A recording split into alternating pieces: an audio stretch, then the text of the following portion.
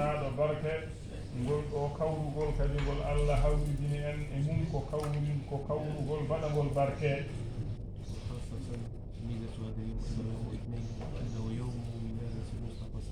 o wi e keeriidi noon nde Allah waɗi heen ñalawma on ina faltori Allah hoddiri ñalawma o hawri ko ñalawma altine e kadi ñalawma altine kadi wonno ñalawma jibingol nelaaɗo Allah sallallahu alayhi wa sallam hawri kadi e jamma paaɗo o kadi woni jamma jibineede nelaaɗo Allah sallallahu alayhi wa sallam.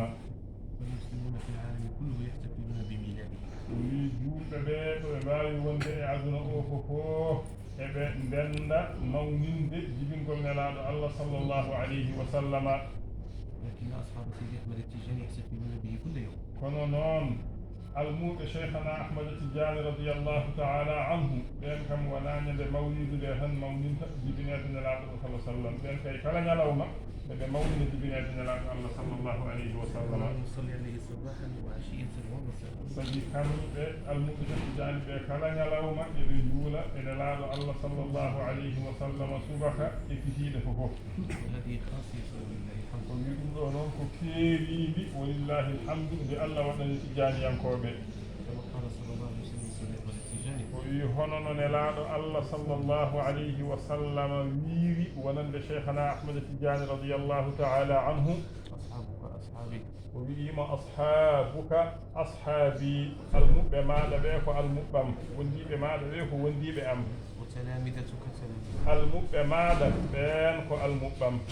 والحمد لله على كل حال. o wi walhamdulillahi ala kulli halin en jetti Allah e kala alhaali.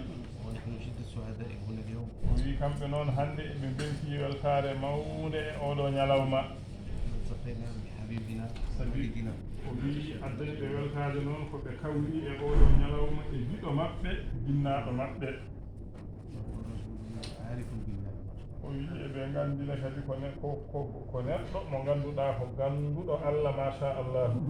ذلك له دائما بطول العمر مع ɗum الصحة. waɗi daiman eɓe du'anomo kanko ceerno juutgol gurdam eɓe du'anomone kadi cellal.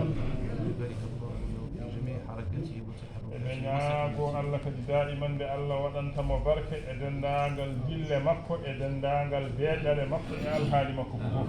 جميع أسرته وجميع الحاضرين. ko noon ne kadi Allah waɗana noon ismu ngu kala waɗana noon kadi dendagal tawaɓe ɗo ɓe fof. عندما ندعو الله أن يكون هذا اليوم من إجابة واستجابة لكل دعاء. o wiine kadi eɓe ñaago Allah kadi nde Allah waɗata oɗo ñalawma waɗa ɗum ko ñalawma jaabagol e ñalawma notegol e ñalawma jaɓede kala ko du'a e kala ko Allah ñaaga. يفتح جميع أبواب الخير والتيسير. ko noonne kadi eɓe ɗaɓɓa e Allah azza wa jalla nde Allah uddita dendagal damuɗe moƴƴere Allah kadi uddita dendagal damuɗe ne wuya. كل باب فيه شر وساتر. nde Allah kadi sokata kala damal ngal ganduɗa wororde ina e mum walla cattugol caɗele ina e mum ko yo Allah uddana en ɗum sokana en. لا يكون هذا اللقاء آخر لقاء بيننا. eɓe ñaagi Allah kadi nde wasata wonde ngal ɗo kawrugol kawrugol wota ngol won sakket kawrugol hakkude meɗen.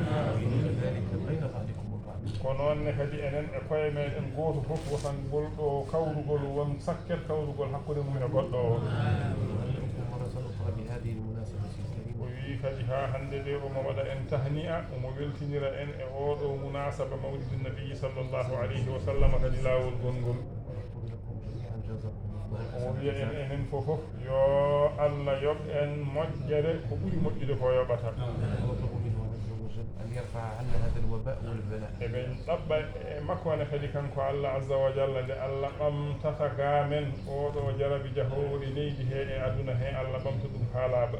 ونلتقي جميعا في فاس إن شاء الله. beɗe Allah newnan en enen fof mbawen hawritoyde kadi to Fas ɓuuroyade cheikhana Ahmad Tidiani radiyallahu taala anhu. بجاه سيدنا محمد صلى الله عليه وسلم. jaahi sayidina Muhammadin sallallahu alayhi wa sallama بجاه سيد أحمد التجاني. e daraja cheikhana Ahmad Tidiani radiyallahu taala anhu.